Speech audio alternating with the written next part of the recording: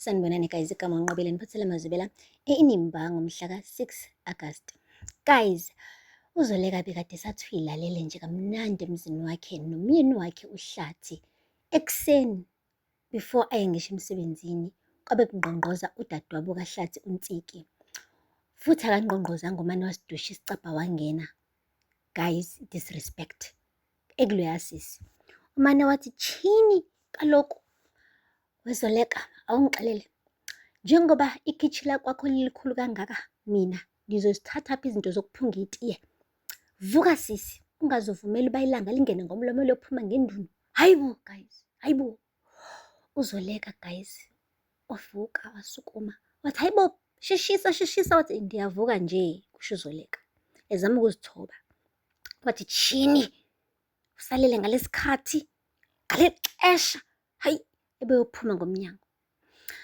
Wathi uHlathi, hey dadewethu madoda uNtsiki, wathi cela nje ungalinge usondele eduze kwami Hlathi, ungalinge usondele eduze kwami. Wathi hawu, yintoni manje? Wathi Hlathi, mina bengingakaze ngivume vele kuthiwa akwenziwe lo msebenzi la kwami, ikwami la ekhaya. Wena ukwazi ukuthi uxelele umndeni wakho uba kwenziwe umsebenzi ngaphandle kokuconsulta nami? Wamane wathi uHlathi, hayibo Zoleka, kunezinto engakwazi ukuthi ngixoxisane nawe ngazo, bese kuba khona izinto engeke ngikwazi ukuxoxisana nawe ngazo ey'fana njengosiko nomsebenzi. Lokhu akudingi wena, kudinga mina njengendoda. Hayibo. Wathi uZoleka, ikwami apha, ndim obhadela irent apha, ndim obhadala ama-rates akule ndlu, so kumele uconsulte nami mande wenza izinto ey'nkulu kangaka njengomsebenzi. Wathi oh, njengoba nje ngingasebenzi okwamanje, lokho kusho ukuthi kahle kahle mina ngisiyo yini indoda lekhaya? Lalela lana-ke ngikutshele-ke sisi, noma ngathiwa kwamanje angakawutholi umsebenzi, kodwa yikwami apha nami, ndimi inhloko yakulo muzi, ngakho-ke ngithi lo msebenzi uzoqhubeka. Yandiva uba ndithini kuwe? Kusho uHlathi guys esho kuZoleka. uZoleka-ke umane wathula futhi wahamba wayekogeza walungiselela ukuya emsebenzini.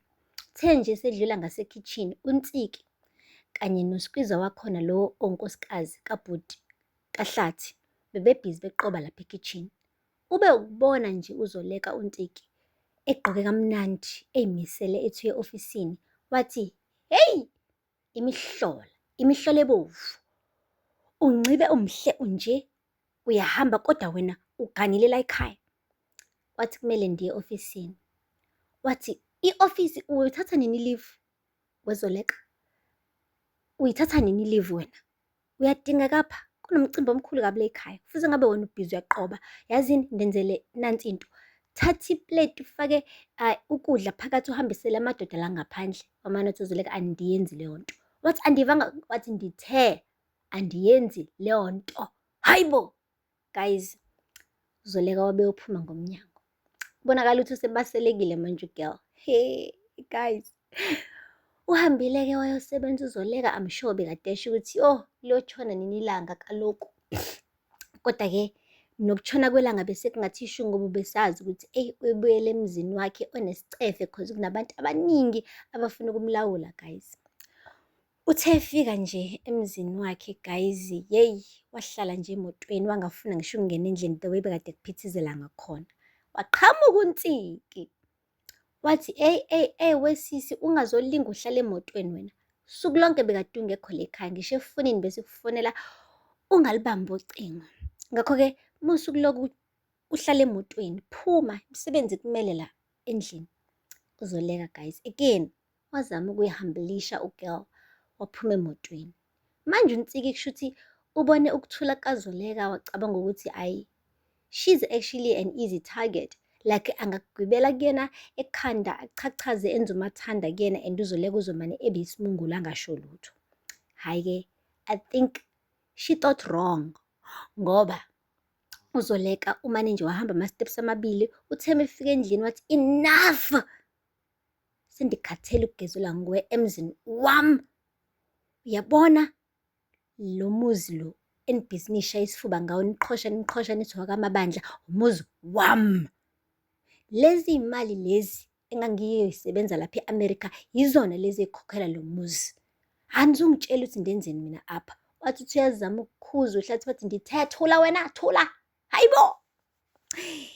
Wathi wena Nsiki, ngiyakubona ukuthi kungani ungaganile. Kungani vele wena ungachadanga? Awuchadanga ngoba nakho ufuna ukuzolawula imishado yeminye imizi. Uyangena uyaxova zonke iy'ndawo. And I'm sure ukube wachada ngabe nalowo mnyeni uyamhlafuna mthimisela. Angithi hamba uye esibhedlela la usebenza khona uyophipha iy'kaka zabantu njengonesi. Uyeke mina usomabhizinisi osebenza eKhusela Tech oyi-CEO. Undiyeke phansi kalokhu hlukana nami. Nayi intombazane ingigezela emzini wami. Hayibo guys. Wamutsho uNtsiki ubekade seyinkukhu enqunya umlomo. Ebona ukuthi kanti lo muntu lo kade ngibhizi ngimqhopholoza khuluma kangaka kanti masethola ithuba.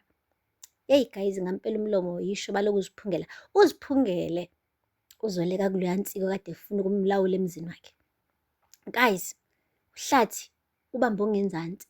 Ubekhamisile engazi athini ngoba vele ayikho into ekhulunywa uZoleka eyamanga. Umuzi wakhe loya. Uyena uhlathi ofikile lapho azomcrowda.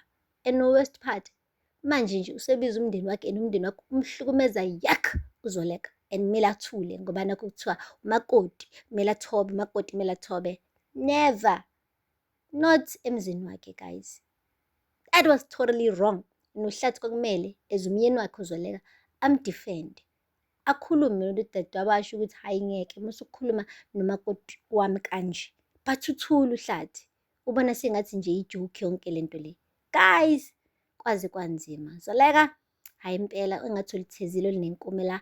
Kwangamele vele nje uhlathi umuvise in ngoba manje hayi sengathi sekuyena uZoleka ngampela ohleli kabuhlungu lapha. Uhleli ngeqhezi elilodwa manje emzini wakhe. Guys, aphela lapho amazwibela namhlanje. Ningakhohlwa ukusubscribe and like and comment. Until next time.